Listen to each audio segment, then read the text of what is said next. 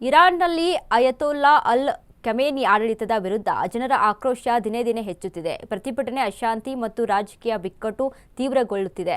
ಇರಾನ್ನ ರಾಜಧಾನಿ ಟೆಹರಾನದಲ್ಲಿ ಆರಂಭವಾದ ಪ್ರತಿಭಟನೆ ಇದೀಗ ದೇಶಾದ್ಯಂತ ವ್ಯಾಪಿಸಿದೆ. ಭದ್ರತಾ ಪಡೆಗಳು ಹಾಗೂ ಪ್ರತಿಭಟನಾಕಾರರ ನಡುವಿನ ತಿಕ್ಕಾಟದಲ್ಲಿ 8 ಮಕ್ಕಳು ಸೇರಿದಂತೆ 45ಕ್ಕೂ ಹೆಚ್ಚು ಮಂದಿ ಮೃತಪಟ್ಟಿದ್ದಾರೆ.